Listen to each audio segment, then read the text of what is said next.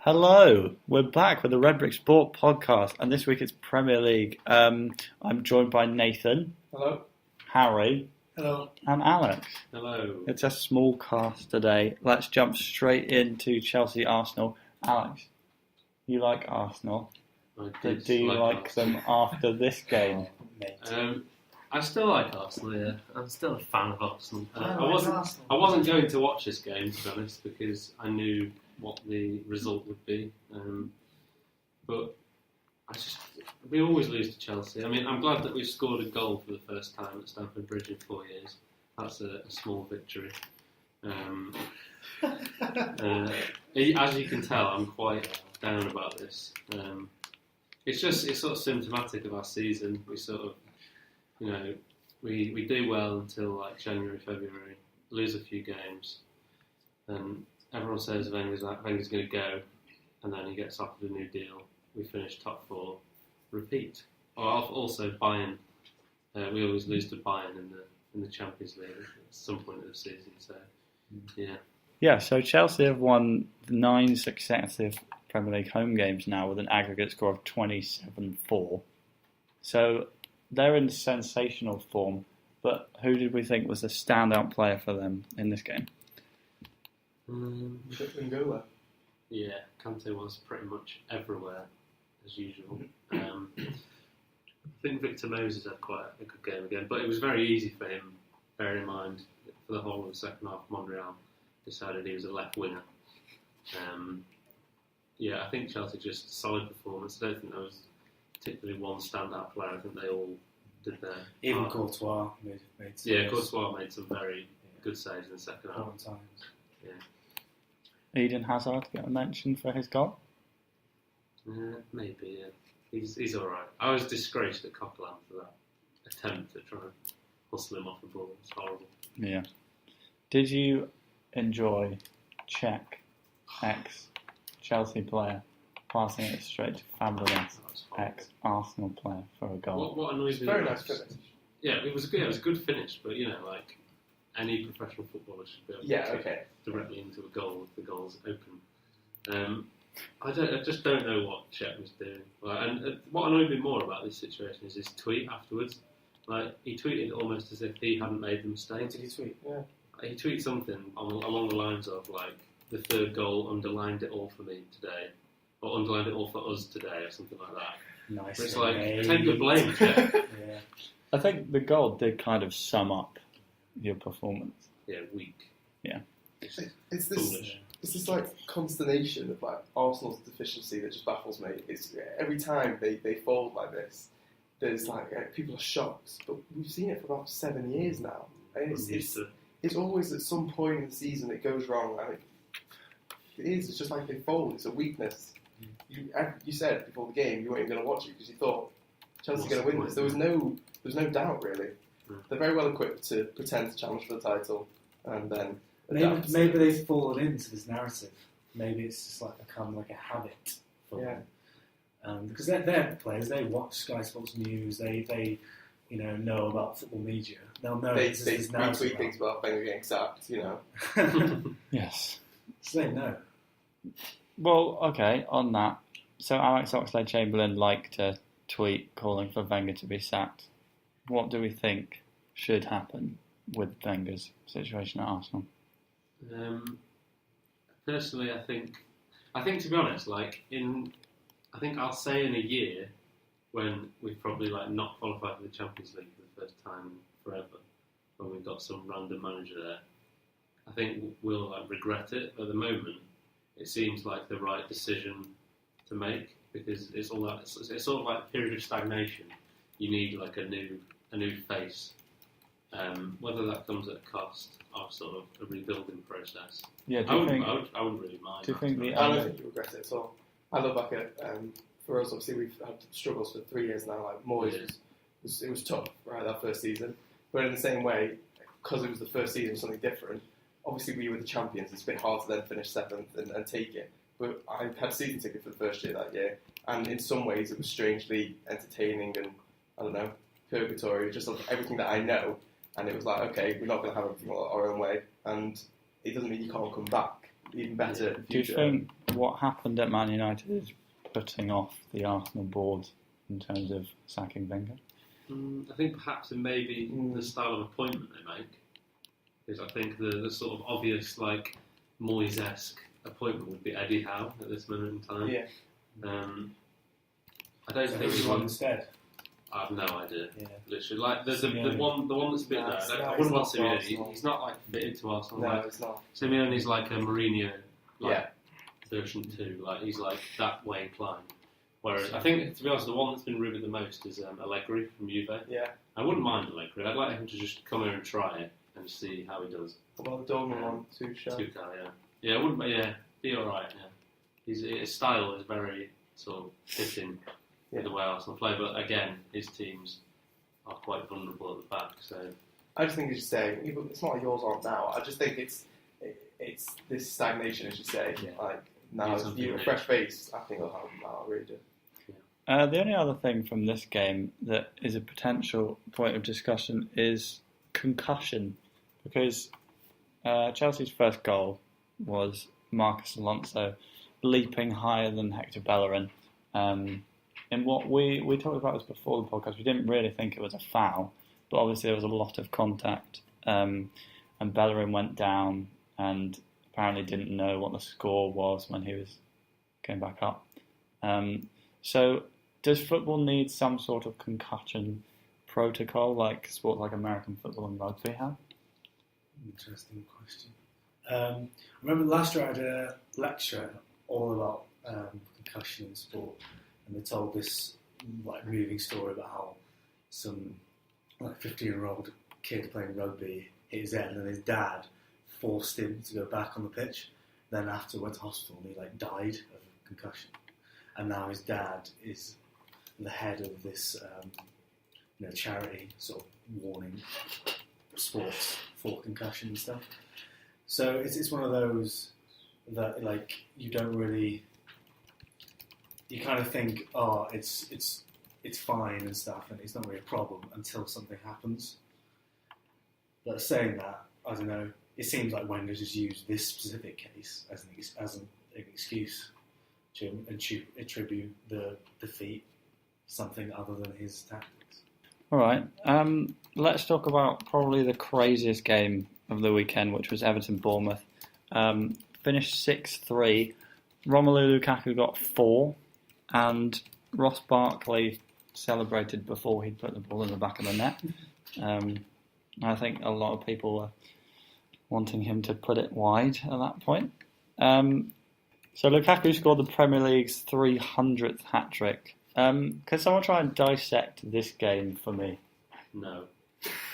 It was a game of madness. Just some of the goals in the game, like that third from Bournemouth. Yeah. It's just like a ridiculous goal. It shouldn't happen in even like professional football. Like even like League 2 standards, you shouldn't see goals like that occurring. I thought you were going to say the third for Everton. The third for Everton's even worse, in my opinion. Yeah. You do see those sort of goals, but like, what are you doing? It's like, what's going on? It's like he looked up, and I still think he must have seen Lukaku there. It wasn't like he was hiding behind a player and came out. No, he was stood there. Yeah. And he just passed it to him. It's comical. Some of the goals were quite awful. But I think it all starts when you score a goal that early. Bournemouth's plan goes out the window. Yeah. Everton are in control at that point.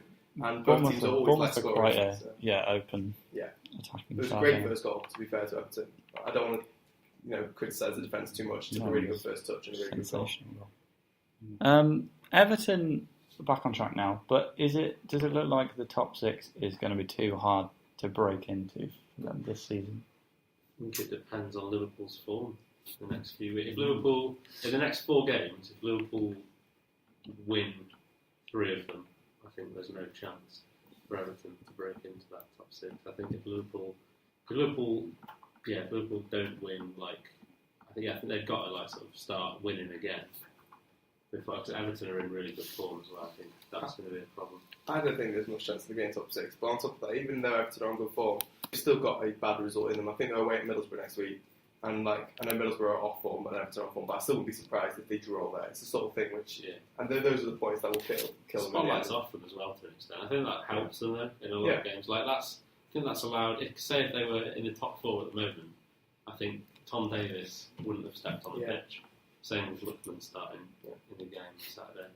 It was the same with Martinez in his first season, really. Yeah. Because they were fantastic, deserved top 4, and then the next season the expectations have risen, and then it sort of collapsed. Really. It does them well to just be outside of the main chasing pack, I suppose.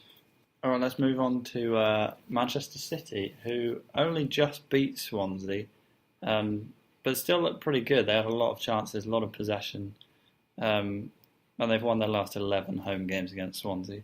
So even at the end, it didn't really look in doubt. Gabriel Jesus, is he incredible, or do we wait 3 months' time and then defenders have figured him out? All of his goals have been tap-ins. So from that point of view, he can't prove that he's an amazing sort of like striker as such. I think what's impressed me most about Jesus is the way, like that game at West Ham last week, he comes in, everyone's like, this guy, who is he? Like, how's he going to play? And I think the most impressive thing was his link-up play and his football brain. Just like, and what I did when I watched that is I compared him directly to Iheanacho and to Rashford. So obviously Rashford was like the Premier League sort of like shining example of a young player coming through last year. And now I think, to be honest, the way Rashford plays, I still think he's going to have a good career ahead of him. But I think he sort of like, he thrived on like random opportunities and a lot of luck. Whereas I think Jesus can make luck for himself and make opportunities. Yeah.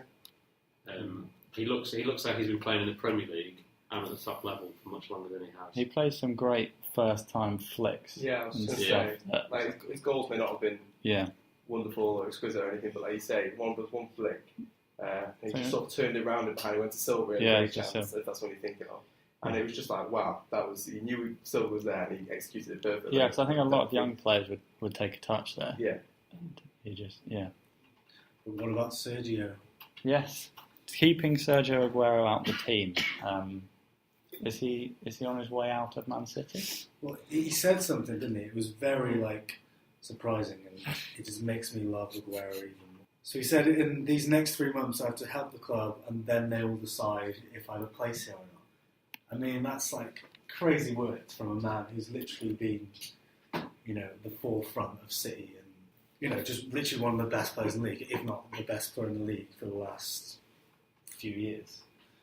I think that's a very humble and amazing thing for him to say. Yeah, I think his on-pitch performance kind of reflected that as well, because he came on for 10 minutes at the end, but he sprinting around, closing people down. He didn't look like he was upset and sulking. So looks like a good professional about it. But I think he'd be taken by pretty much any club in the world. I think he could. Whoever wants to go for him will get him, and he could fit into pretty much any team. So he's only 28 as well. It's not like he's like 31. Yeah. All right. The other Manchester club, Nathan, 3-0 against Leicester away. I mean, it's not really the same as last season's Leicester. So, what do you think of this performance? If we concentrate on the result, I'm happy with the result, and I just think if we praise the performance too much, we're getting ahead of ourselves a little bit, because it was 40 minutes of, as Gary Neville put it, this was just an awful performance. Both sides were quite meek and poor. There was one passage of play for like 20 minutes where it was just head tennis for a couple of minutes, but in the end, after the first goal, they sort of fell apart, and. I'll take the result. It's a good win, and now finally 1 point behind fifth. And I think next week we have our first chance of moving out of sixth place for about 100 days now. Wow. Yeah. Ibrahimovic is the oldest player to reach 15 Premier League goals in a season. Do you think that he is what Man United need to be building around, or is he too old? I mean, I wouldn't say he's too old, but I wouldn't build build around him. I know he's going to be named as the striker pretty much every week, and probably next season as well if he signs on for another season. But I mean, for me personally, I would like to sign Kane, but there's that'd be the perfect replacement. I think that's the perfect replacement, and the sort of thing Mourinho. So Man United as well. I think so. I think he fits. You definitely spend like 75 50 to 60. But we would spend if we needed to, we'd spend that, and I think he'd fit in perfectly. That's the signing I've wanted, and I think he'd be the catalyst. So that mould of player, yes, but not Ibrahimovic himself. Not Griezmann. Well, he'll be on the side with Bale and. Yeah. Is that in your career, mate?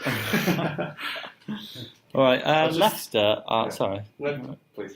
Leicester are the first top-flight club to fail to score in the first 5 league matches of a calendar year since which team in 1986? Tottenham. Yes. Very good. Wow. What has happened to Leicester? N'Golo Kante. Do you think it's that simple? No, and you can hear. I mean, have you all heard Kasper Schmeichel's interview? Yeah, damning. That was damning. I was very honest, but I think if we look too far from Kante, you might get taken away. But seriously, I think they made good points. Like the first goal that we scored, Kante would have been there to deal with Mkhitaryan, and instead, who makes a rash decision to push up, and he's too slow for that. He's not going to beat Mkhitaryan, and he runs in, and there's the first goal, and they collapse from there on. And I'm not saying Kante would have stopped every single goal they've conceded. But there's so many, just look at Chelsea's this season, how much of a difference he makes. It's all the subtle things. But that goal changed the whole complexion of the game because it was shaping up to be 0-0 at half time, and then who knows what happens after then. They're well in the game. Instead, it was complete collapse. So I'd go with Kante as the main reason, but I'm sure there are things in the background that we don't see. Yeah. It is worrying because a lot of people, most football fans, won't want Leicester to get relegated because it'll just put a taint on what they did last season. It'll always be, Leicester won the league, and then they got relegated the season after. It'll never be the standalone, and it's weird, but I think that external motivation should be enough to keep them up. I reckon if players think about that, about what they did last season and their sort of legacy, that'll be motivation enough for them to keep them up. In the last 3 or 4 games, Yeah. if they really, I don't honestly think it'll come down to that. No. I think it's getting to the point now where if they're in that position, they should be worried about it. They've got more than enough time to comfortably drag themselves out of it. I think that's what Stephen Hunt, have you read he writes The Independent, and he wrote a piece on Leicester this week, which is quite interesting. And he said, he said it'd be better for them to fall into 18th or 19th place now, maybe next week or the week after, because it will sort of kick them into action. Because as you say, their legacy as champions, they don't want to taint that with. Yeah. We got relegated the year after the only team to City in 36 or something like that. So I think they'll stay out of it, but they're definitely in danger at the moment. All right, let's take a break and we'll come back and discuss the rest of the Premier League.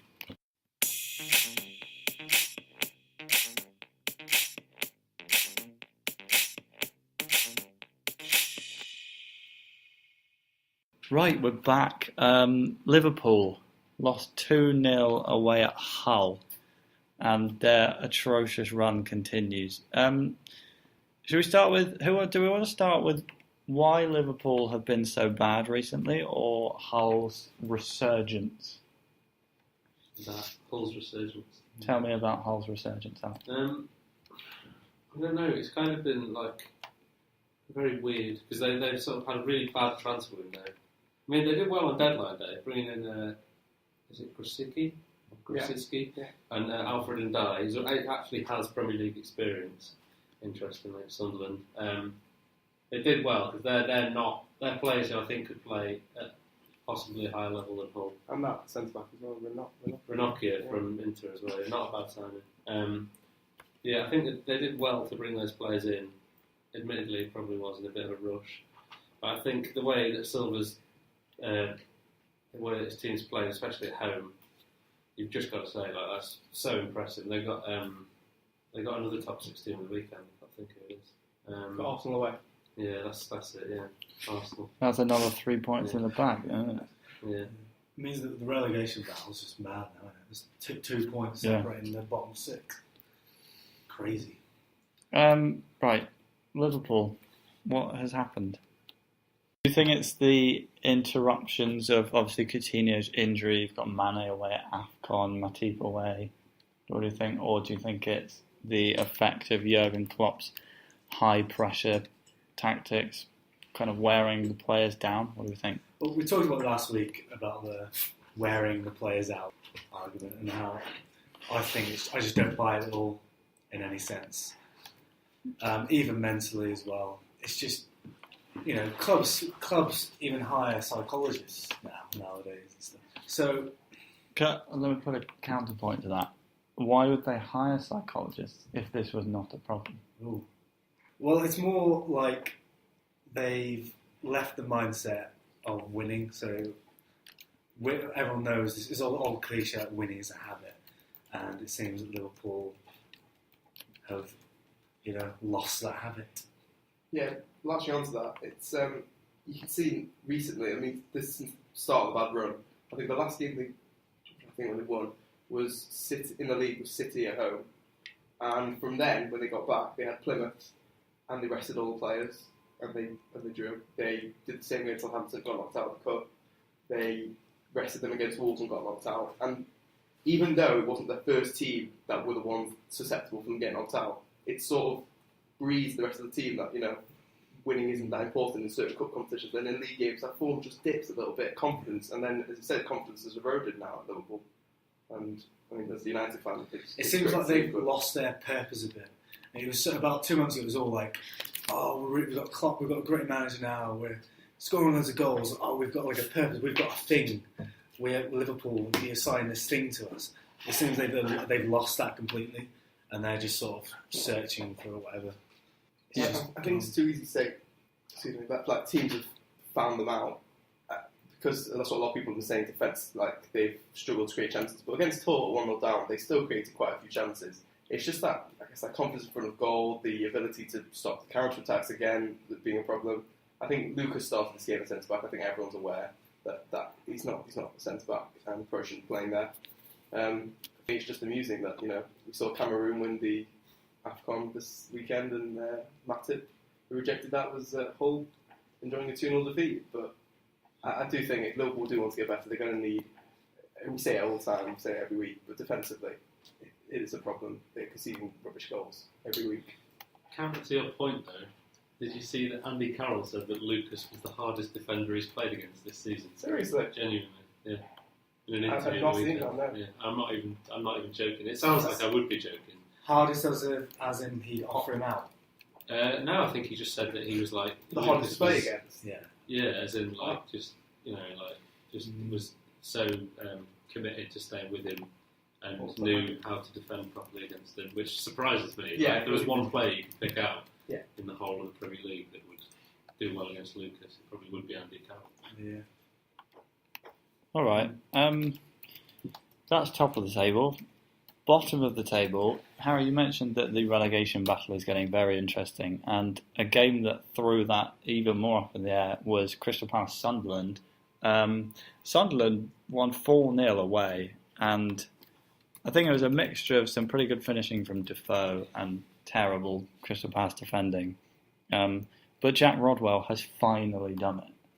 He's ended his Premier League record run of 39 consecutive starts without a win, spanning his career at Sunderland and Man City, but that's over now. Why are Palace so bad?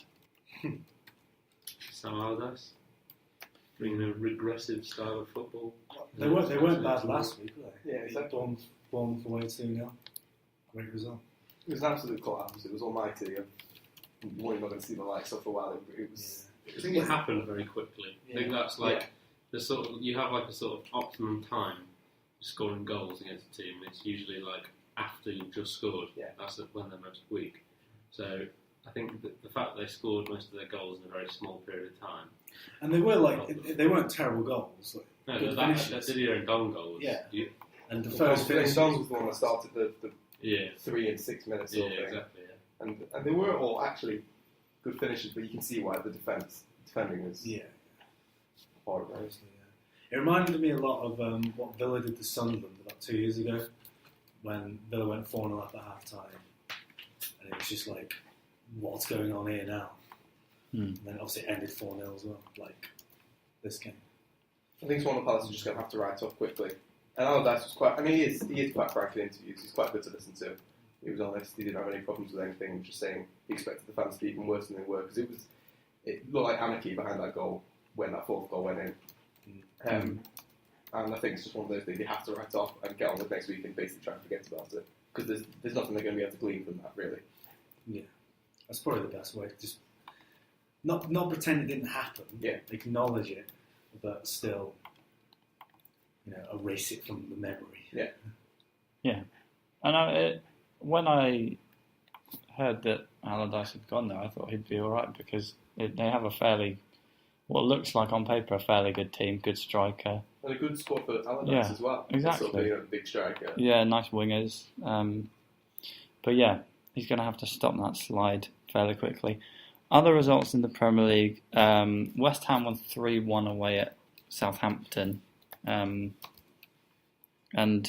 after conceding just 5 goals in their first 8 home Premier League games under Claude Puel, Southampton now conceded 9 in their last 4.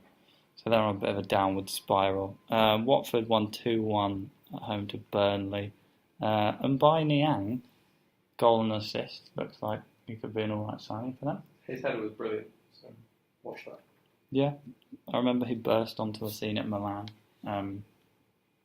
Good young talent, strong. Trial at Arsenal as well. Yeah. Which, along with 200 other... Yeah, he came from the same club that originally that Kante was playing at in France, and obviously Wenger nearly signed Kante, not sure whether that actually happened, but looks like a player. He looks like someone who enjoys running around, and sort of like contributing quite positively. It suits the Premier League, I think, as well. I think Spurs won, just about at home to Middlesbrough.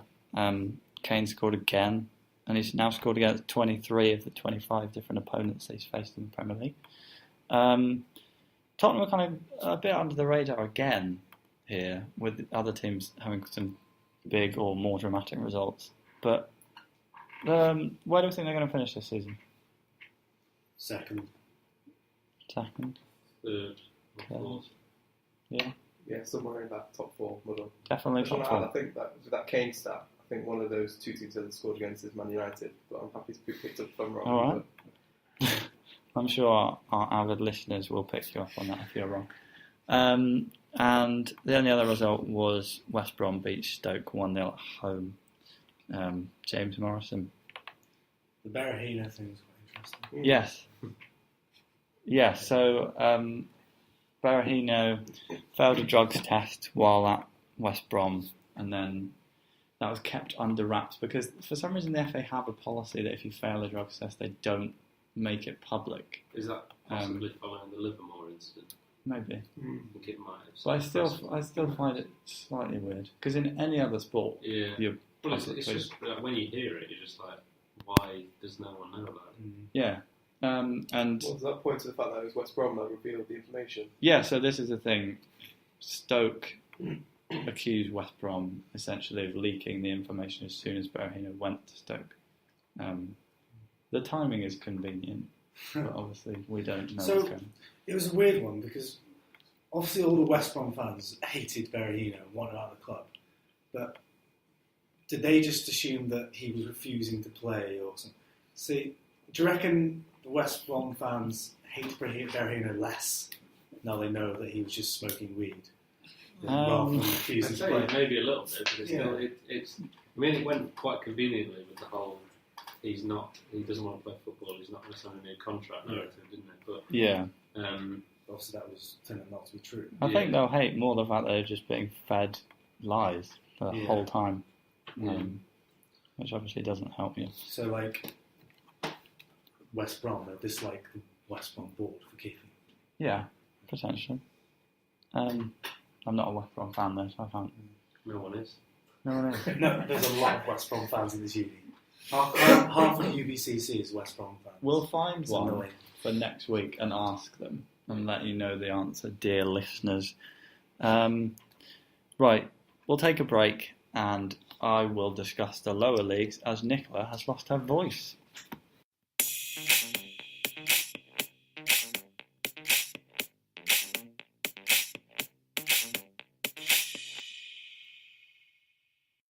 Right, in Nicola's absence, I will be covering the lower leagues. So let's start with a good weekend for Gianfranco Zola, finally getting his first win as Birmingham City manager.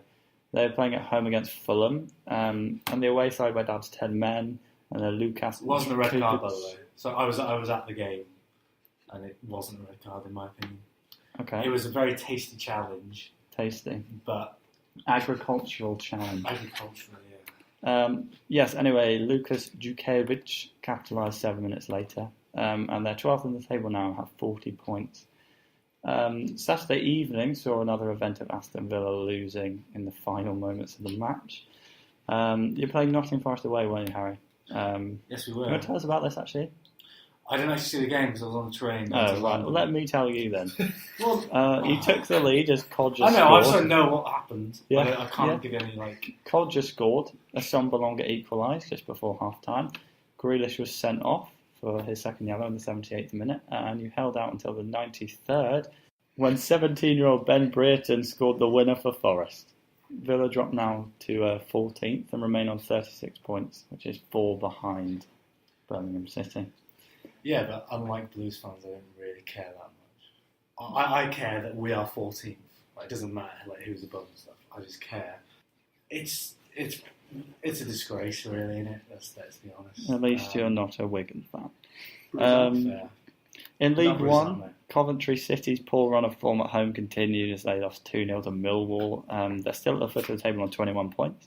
Walsall were involved in another dramatic game as they won at home against Northampton.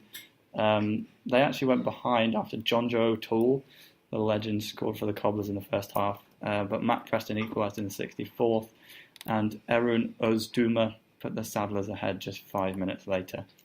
In the last moments of the game, Northampton's captain Mark Richards missed a penalty, and boy did he miss that penalty. And Walsall scored all 3 points, so they're 11th in the table on 42 points now and only 4 points off the playoffs. In the National League, Solihull, our lovely Solihull, their game against Woking was postponed. So they are still in 15th on 37 points. And there is your lower league roundup. Let's thank Nicola in her absence. And that's it for our podcast today. Thank you, Nathan. Thank you. You're welcome. See you soon. Alex, Harry, and I am Dan. I haven't said my name for a good while, actually, in the outro, so I'm going to say it today. It was nice to talk to you all, and we'll be back next week.